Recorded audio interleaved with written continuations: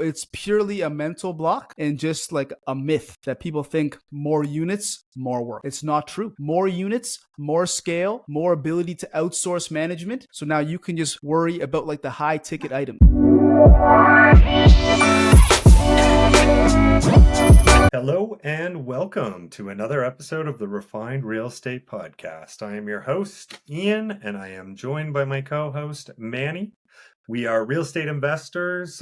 We do stuff here in Halifax as well as down in the States. For those of you that have listened before, we break down on what's going on in our current deal as well as just a bunch of other high-level, low-level stuff on topics that we find that are interesting. If this is content that you guys are enjoying, please give us a review, a follow, a like, all that good stuff as we are continuing to grow this community for more people to learn off our mistakes and our trials and tribulations. So all of that feedback definitely goes a long way. So getting into it, Manny, what is going on? Not too much, man. It was a good weekend. Just kind of stayed pretty low key. Went to jiu-jitsu a couple times. Finishing up my taxes that time of year. But other than that, we've just been grinding away on that 197 unit deal we're trying to buy, just trying to analyze it every which way to make sure it still works. But besides that, just kind of going through the motions. What about yourself? How was your weekend? Yeah, weekend was great. Again, for those that you know, I am a realtor with Press Realty. Again, not to get confused with a realtor at Refined Real Estate. But yeah, weekend was a lot of realtor activity. So I've got 2 listings coming up down in New Minas, as well as I'm selling one of my duplexes here in Halifax. So we can dive into that a little bit further. But on top of that, it was a relaxed weekend with the fam, and really really good seeing the weather turn around today. Just got back from a walk with my dog. I know you did the same, and boy, does it feel good to have that sun on the face. No, it really does. I actually haven't gone. I'm going for the walk right after this, but I've been outside a couple of times, and it's beautiful. It's beautiful. Yeah, we'll get into it. A few interesting things in the news, followed by a few interesting things going on in the Halifax market, and a few interesting things in general. So let's start with some of the new news that's coming out. So, Manny, what are some of the new tidbits, real estate-wise, that we're hearing across the country? Yeah, so CMHC, which is one of the bigger they finance obviously apartment buildings, but they also insure single family homes and stuff like that for people. They just released a new program here this week where it allows people that put 5% down to amortize their mortgages over 30 years instead of normally it was just 25 to help the burden on mortgage payments, which like on the surface it seems nice, cool. Your mortgage payments are less, but in reality just means you're paying more taxes and more interest in the long term. So, and also the kicker, it's only for new builds, so you can't even do it for an existing building. So I think this is I don't know about you, Ian, but I don't think this is really it's moving the needle very much for an affordability wise, because any savings that you may have in regards to your mortgage payments being lower every month will kind of be counteracted by the fact that the purchase price of the home that you buy is probably going to be more because this is a new build, and new builds tend to have a higher price tag. So I don't know. It's not doing anything, to be honest with you. Also, I think they're allowing if you put more than 20% down, so like 25 or 30% down, you can amortize it over like 35 years. So your payments again will be much lower, but you're just paying way more property taxes and your interest. So like the banks are the ones that are really profiting from this in the long term. So I don't know, man. What do you think about it? Yeah, I think there is some merit there, and it definitely, you know, even getting like a longer term or longer amortization mortgage, it's still way better off than renting from a long term perspective for wealth building, for peace of mind, all that good stuff. Because when you're paying like your rent payments, that's 100% interest that you're paying on that payment. Whereas in this case, it's not the best solution, but it's helping. If it allows more people to qualify to get into a home, that definitely helps. If it makes it so you're not spending, thousands and thousands of dollars every month, that helps. So yes, there is some good with it, but as you mentioned, there's definitely some bad with it. So I'm of the mind that if you are going to buy a house with a 30-year amortization, I do like that it is only for new construction, because we all know you could be buying a 60, 70-year-old home and that's not going to be around in 30 years or so. But in this scenario, because it's a new constructed house, you would imagine that it will last at least the length of that term. So again, some good with that, some bad with it. I look at it as there was a shift with like car loans that you could get, and I noticed that, I don't know, maybe 2, 3 years ago, where almost every car loan was for a 5-year term. And now you can get 7 to 8 year car loans. So it's the same sort of principle there. You can buy more because the payments are affordable, quote unquote, but ultimately you're just going to be spending way more in interest. So yeah, some pros, some cons. Yeah, not a permanent fix, but it's something, I guess.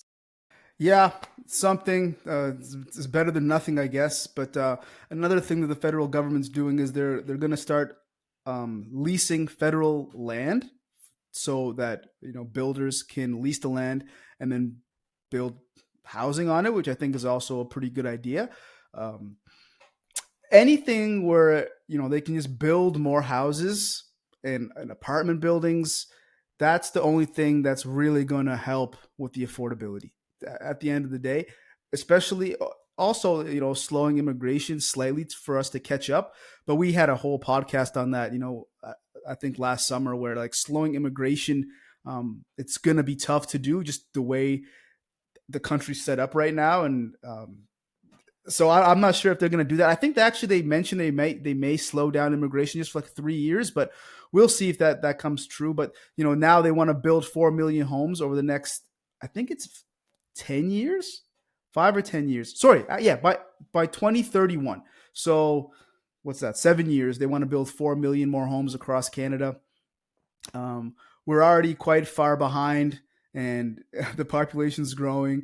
So I don't know. I don't. It's a good intent. I hope it works. We shall see. But yeah, I don't. I'm not sure what. I don't know, man. Housing. It's tough, man. It's a tough thing. It's a big problem. It's just like healthcare. Our healthcare system is just so broken, and our housing system is so broken right now too. So it's hard to really envision like a clear cut path of fixing it. But it's just gonna kind of take time and just picking away at it. Oh, absolutely. And again, I'll certainly make reference to the podcast where we talked more high level of the Canadian economy, and with that, that our economy is so built around the housing market, whereas down in the States, they're have considerably or have considerable more money tied up into businesses, whereas up here it's just so much about the housing. So the housing is at the forethought of many economic discussions. So it's certainly something that is heavily scrutinized.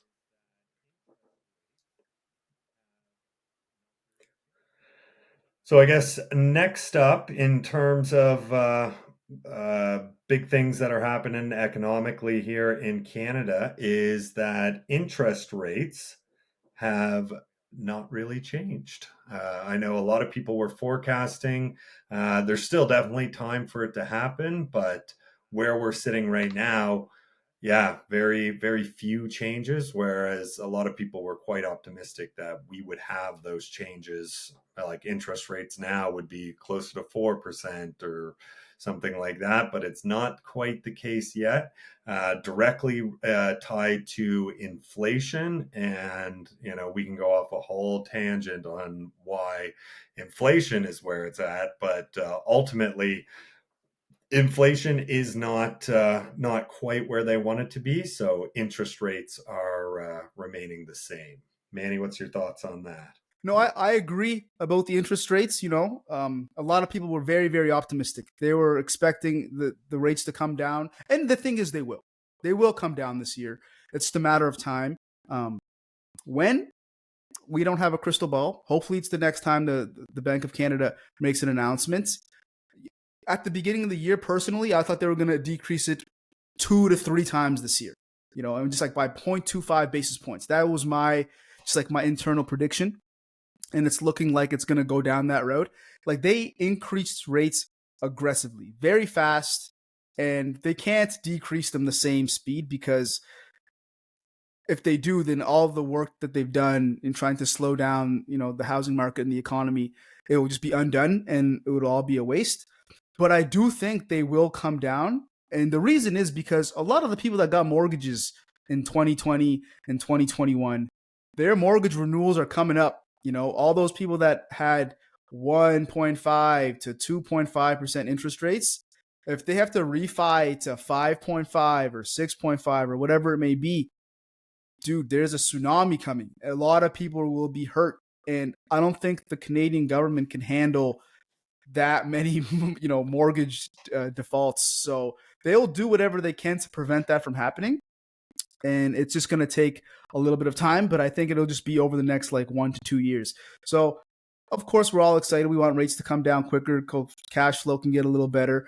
But at the end of the day, it's just people are buying real estate through all of this. We're buying real estate through all of this. It's just when the rates come back down again. Do you remember, how hot the market was, peak COVID? Everything was just selling for so much more than it was worth. Hundreds of offers on everything. So we don't.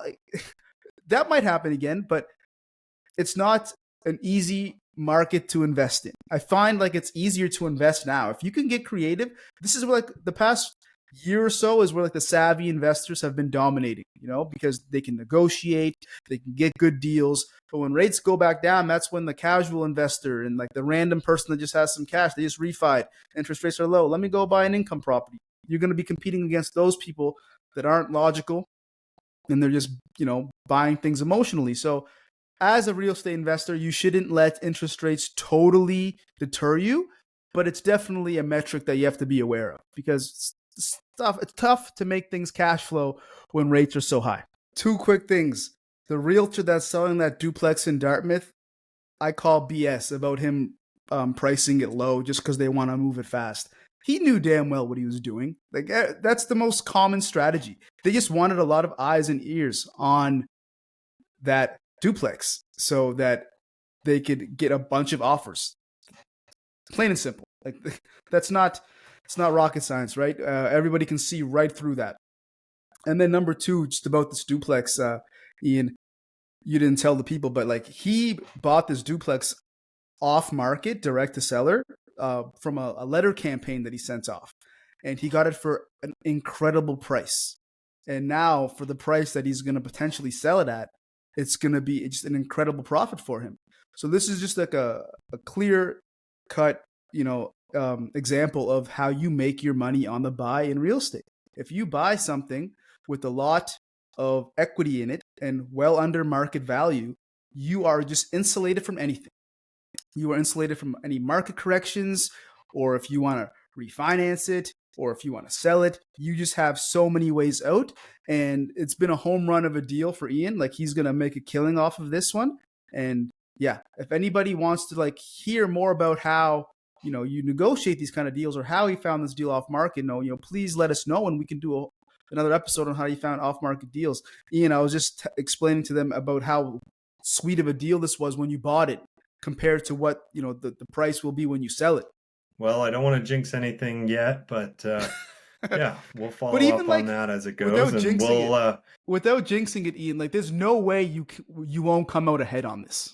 Oh, absolutely. We've already got appraisals and stuff on it, and even if we get close to the appraisal price, we're laughing. So it really is make your money on the buy, and then go from there. So yeah, no, looking forward to how that one unfolds. So you Yeah. said you were running as an Airbnb obviously for the past couple of years. Like how much work would you say it was like taking out of your day? On a week to week basis. Like how much time of your personal time were you putting into it? Yeah, so I guess for that one, so what had happened is, so it's a duplex. We had the upstairs rented long term, and we had the basement was the short term rental. So the people that were actually living in the upstairs, I had them managing the downstairs unit. So it ran smoothly, life was good. A few calls here and there, but nothing too bad.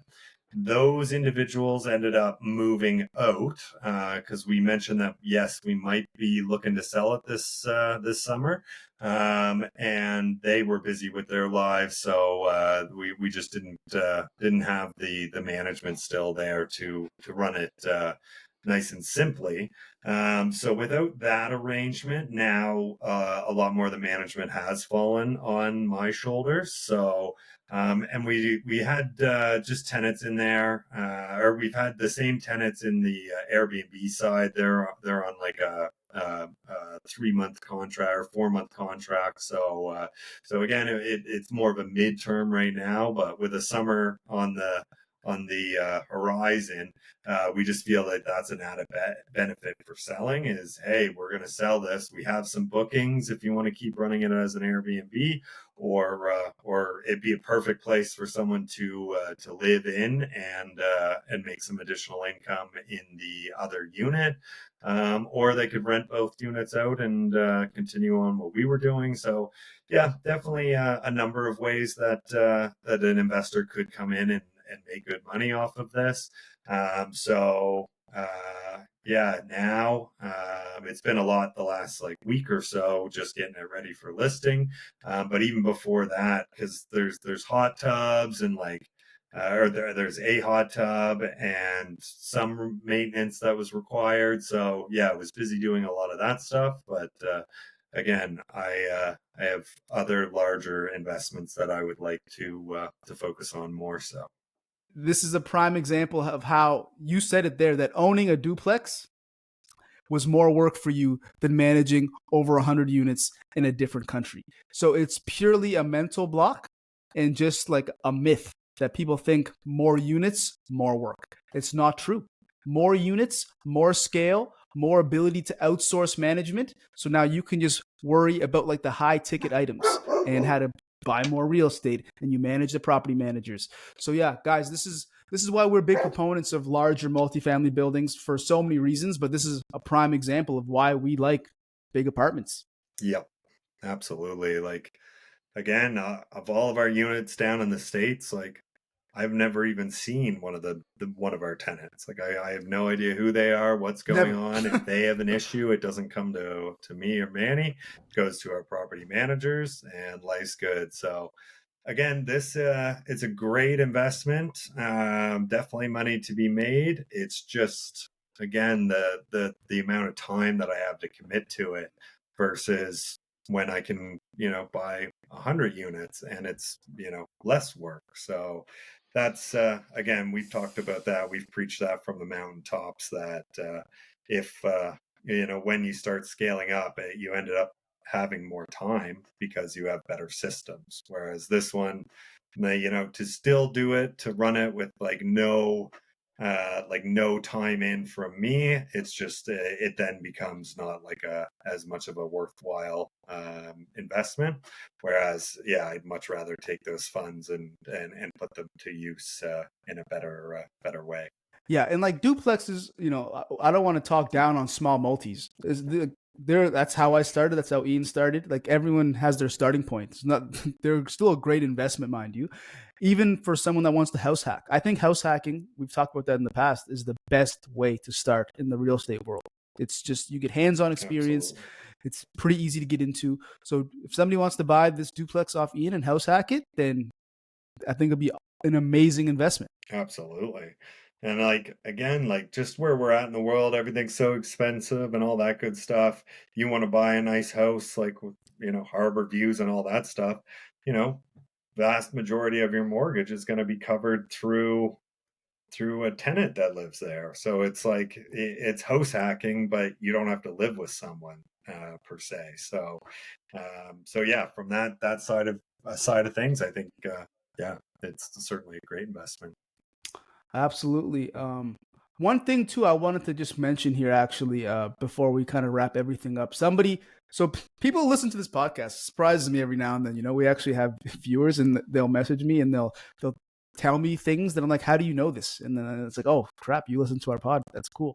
But somebody hit me up and he asked me like where I train jujitsu. I just wanted to just mention this and how I can connect this to kind of real estate, because I think the importance of a community in whatever you do, whether it be real estate investing, an entrepreneurial journey, sports, jiu-jitsu, anything. I think it's so important. Like, look at the little community we've created here in Halifax, you know, through Refined Real Estate and the meetups and all that stuff. It's so important to have people alongside of you throughout your journey.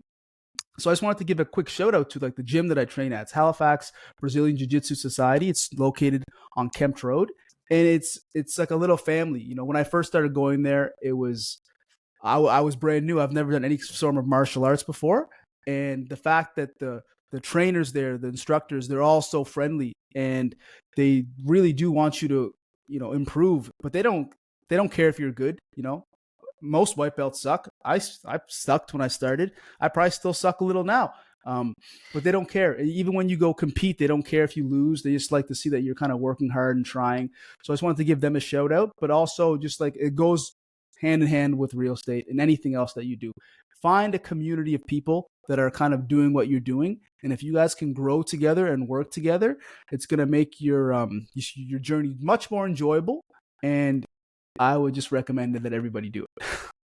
No, that's an absolute great point to end on. Yeah, it's certainly helped with the real estate side of things. Like, yeah, some of the from when Manny and I even first met, it was during like the little Refined Real Estate monthly or weekly meetup and stuff. And it's like, you know, that one example there. Now we're buying, you know, apartment buildings together in the States. I know a bunch of people from that original group are doing some really cool things. So I always love to see that. But yeah, it just starts with a common interest and exploring different paths there and growing together. So you know, I'm going to look back in, you know, 20 years and just be like, you know, that was a pivotal point, was building that community. And that's what we want to continue to do with the podcast. And so yeah, anyone that's listening, know that you're certainly not alone in this journey, and Manny and I can certainly help out however we can. So guys, reach out. We love hearing from you. I've had a few people reach out actually, and it feels great for us. And again, we're here to support you guys. So use us however you can. Absolutely. Perfect. All right, guys. Well, we will leave you there. As always, please like and subscribe. Reach out if you have questions, all that good stuff. Happy to help. Happy to chat about our US stuff. We'll give you guys a much bigger update on that later in the week. We're in the kind of the weird period now where, yeah, again, it's just modeling and projections while we're still trying to obtain all of our due diligence items for reports and inspections and all that good stuff. So far everything's still looking good, but again, we'll dive into that a little bit later in probably next week. So yeah, you guys can stay tuned for that. But until then, everyone, stay happy, healthy, all that good stuff, and we will be chatting with you guys soon. Thank you.